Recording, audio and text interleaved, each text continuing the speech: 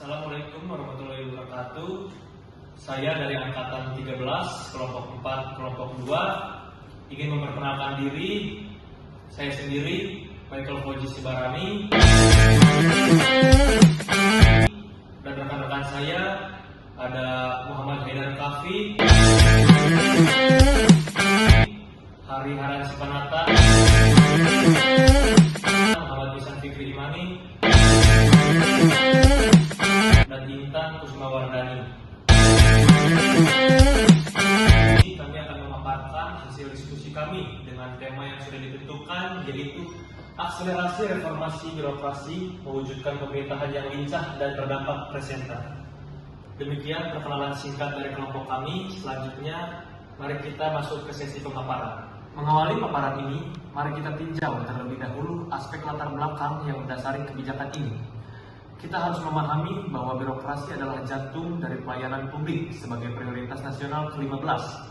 Reformasi birokrasi menjadi kunci untuk memastikan mesin pemerintahan kita tidak hanya sekedar bekerja, tapi juga berdampak. Jantung dari pelayanan publik, keberhasilan reformasi birokrasi akan menentukan sejauh mana target-target nasional lainnya dapat tercapai secara transparan dan akuntabel, sehingga tercipta kepercayaan publik yang kuat terhadap institusi negara. Ya, selanjutnya saya akan menjelaskan identifikasi masalah. Yang pertama, transformasi digital yang belum terpadu.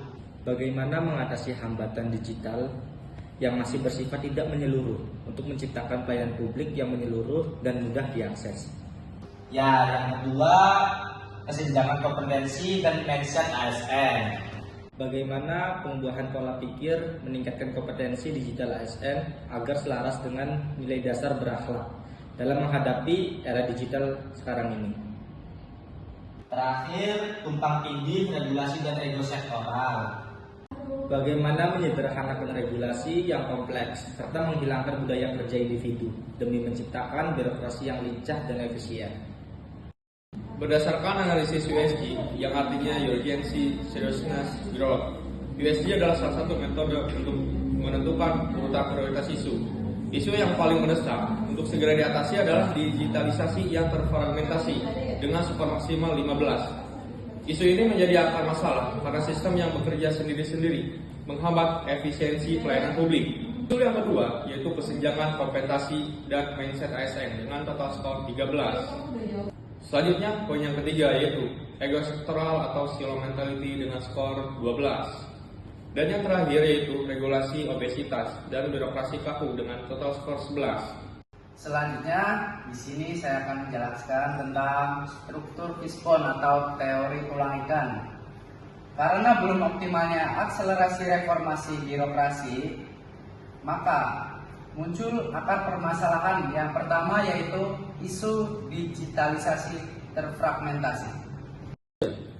Untuk poin yang pertama, yaitu keterbatasan jumlah ASN yang memiliki keahlian dalam arsitektur sistem informasi dan integrasi data.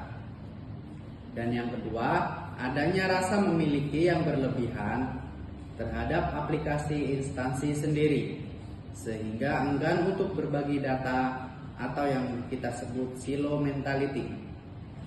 Dan yang terakhir adalah belum semua pimpinan memahami pentingnya interoperabilitas sistem, yaitu kemampuan sistem untuk bekerja sama. Selanjutnya, untuk yang kedua yaitu isu kompetensi dan mindset. Untuk poin isu yang kedua yaitu pedoman teknis mengenai integrasi sistem antar instansi belum terimplementasi secara seragam. Yang kedua yaitu kebiasaan membangun aplikasi baru untuk setiap inovasi tanpa melihat ketersediaan sistem yang sudah ada. Dan yang terakhir adalah belum adanya standar format data yang sama antar lembaga sehingga sulit untuk dikoneksikan. Untuk poin yang terakhir yaitu poin keempat adalah isu ego sektoral. Untuk poin isu yang terakhir yaitu kebijakan internal instansi yang lebih mengedepankan eksistensi aplikasi masing-masing daripada efisiensi nasional. Yang kedua, aturan hukum yang ada belum secara tegas memberi sanksi bagi instansi yang tetap membangun aplikasi di luar kerangka satu data Indo. Dan yang terakhir adalah alokasi anggaran IT masih bersifat sektoral di tiap lembaga, bukan anggaran terpusat untuk integrasi nasional. Mari kita lihat tabel pemecahan masalah berikut.